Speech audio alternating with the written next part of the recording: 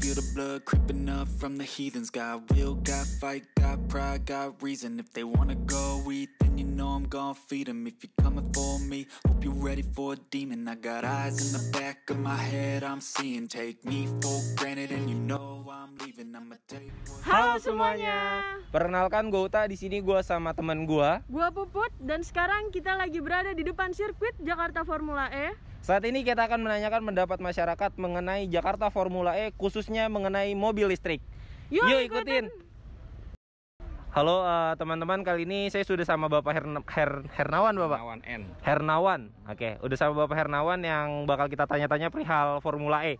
Nah, Bapak tahu nggak sih kalau di Jakarta bakal ada Formula E, Pak?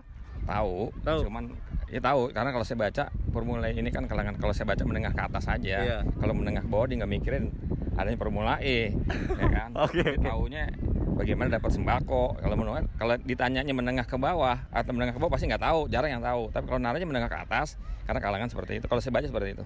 Oke, Bapak tahu nggak sih kalau Formula E itu kita pakai mobilnya itu mobil apa, Pak? Atau mobil sama kayak mobil-mobil yang kita pakai pada umumnya atau beda sih, Pak? Bapak tahu nggak?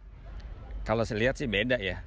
Kalau saya lihat, saya juga belum ngerti benar karena saya juga belum ngelihat seperti itu. Kalau saya sih beda. Formula E mobilnya kita pakai mobil listrik, Pak. Nah, itu mobil yang ramah lingkungan.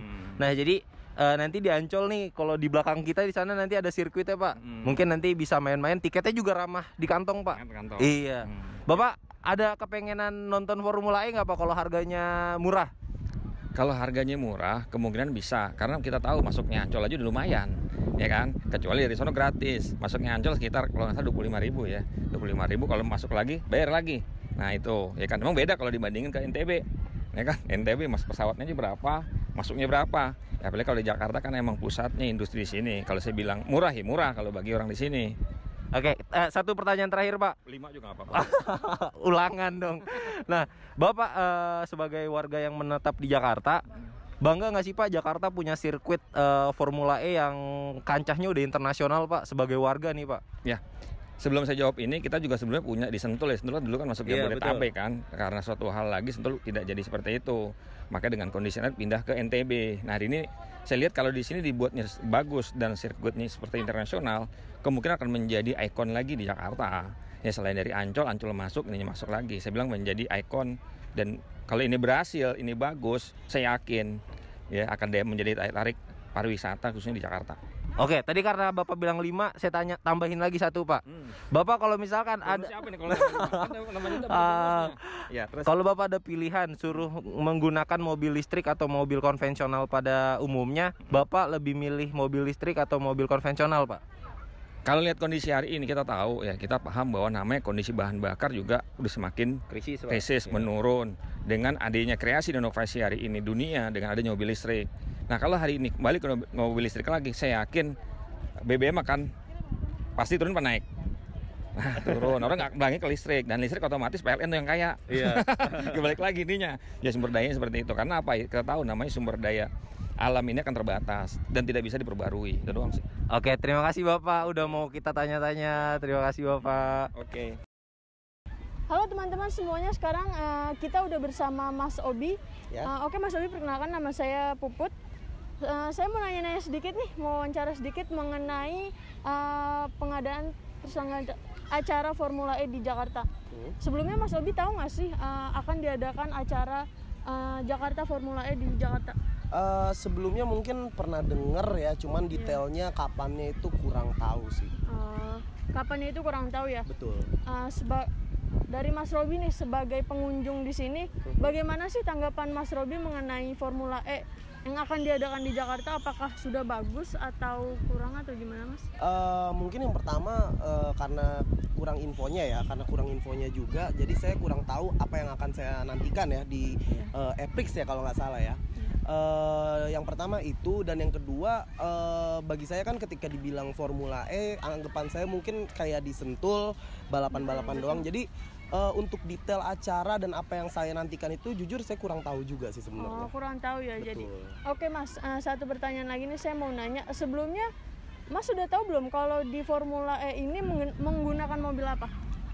Belum tahu sama sekali sih. Oke, untuk sedikit info, di Formula E ini menggunakan mobil listrik ya Mas, mobil yang ramah lingkungan, yang tidak memiliki polusi dan emisi. Dari Mas Obi sendiri, bagaimana tanggapan Mas Obi mengenai mobil listrik sendiri, Mas? Mungkin dari tanggapan laki-laki pada umumnya ya, karena kan mobil listrik bagi saya juga speednya saya kurang tahu ya, bisa sama seperti pada dasarnya gitu ya, Formula E seperti biasa.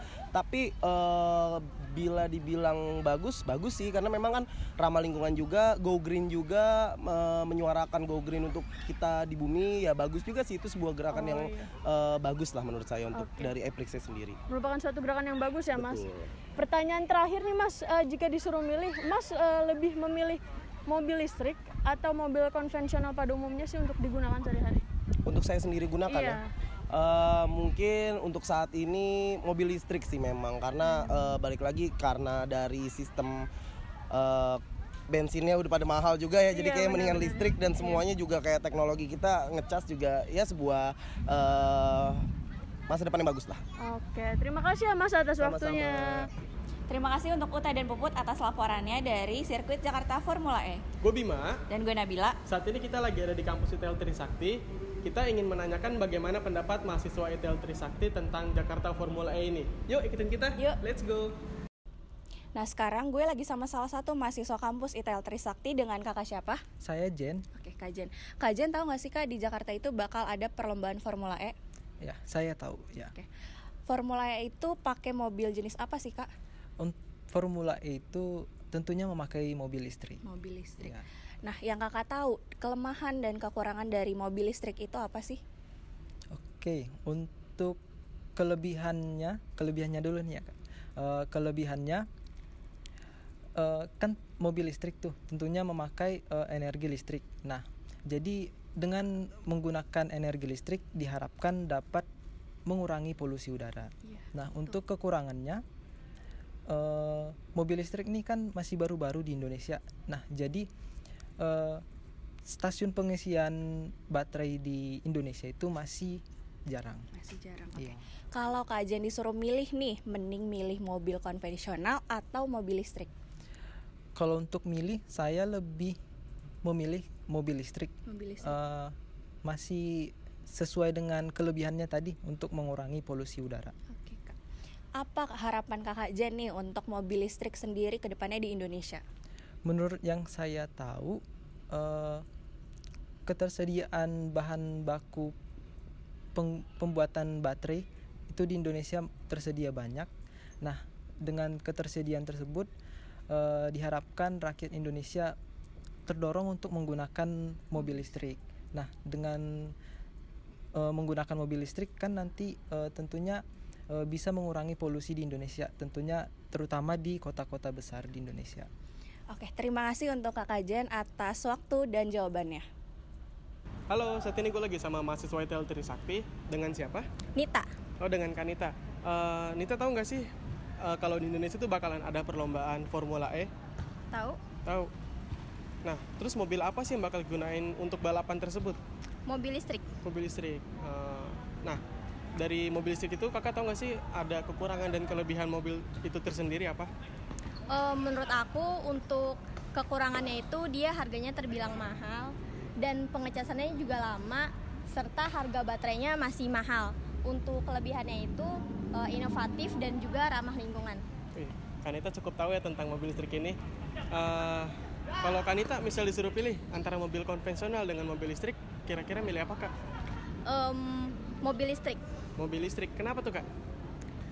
Karena sebagai mahasiswi aku mau ini aja ikut mengembangkan yang ada di Indonesia, kan ini juga baru-baru ini gitu, jadi ingin ikut partisipasinya sebagai mahasiswa. Nah terus ada nggak sih Kak harapan kakak untuk perkembangan transportasi Indonesia? Harapannya sih pasti akan lebih maju ke depannya dan juga sekarang ini. Oke. Keren banget jawaban dari Kanita ini, jadi terima kasih buat teman-teman. Bye-bye. Makasih Kanita atas waktunya juga. Nah, itu dia pendapat dari masyarakat dan juga mahasiswa ITL Trisakti. Sekarang menurut pandangan bisnis akademis, kira-kira gimana ya? Yuk kita bahas bareng dosen ITL Trisakti. Terima kasih Puput dan Uta yang telah melaporkan lomba Jakarta Formula E di tahun 2022. Kali ini kami dari dosen praktisi di ITL Trisakti akan mengulas tentang Formula E, khususnya yang berkaitan dengan penggunaan mobil listrik di Indonesia. Bagaimana prospek kendaraan listrik di Indonesia? Saat ini ada Dr. Juliater Simarmata selaku dosen ekonomi bisnis di ITL Trisakti. Bagaimana Pak Juliater? Ya, saya kira mobil listrik ini akan terus meningkat ya ke depannya. Karena memang kita tahu seluruh dunia juga fokus bagaimana climate change ya, iklim bagaimana supaya polusi bisa diturunkan ya. Saya kira kita mengetahui bahwasannya jumlah kendaraan atau jumlah mobil di Indonesia ini sampai angka 136 juta ya kendaraan mobil, maksud saya mobil di Indonesia. Tentu polusi yang dihasilkan dari jumlah kendaraan yang sebegini banyak tentu sangat buruk ya dampaknya terhadap lingkungan. Jadi kalau dilihat dari sisi aspek lingkungan tentu ini akan menjadi hal yang baik sekali untuk diseriusin. Namun secara ekonomi memang harganya masih sangat mahal ya. Kalau kita lihat dari harganya rata-rata di atas 500 jutaan ya untuk satu unit mobil. Nah, tentu belum semua masyarakat mampu untuk beralih dari mobil konvensional menjadi mobil listrik.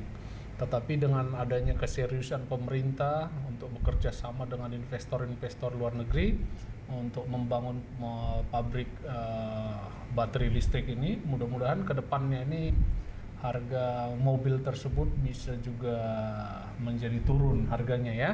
Karena seperti kita ketahui memang harga baterai mobil listrik ini memang bisa ya hampir 2/3-nya mungkin dari harga jual mobil ini ya. Jadi harapannya dengan nanti pabriknya dibangun di sini tentu harga jual mobil ini pun bisa turun sehingga masyarakat mampu membelinya ya, menukar mobil lamanya menjadi mobil listrik. Demikian Pak Yosi.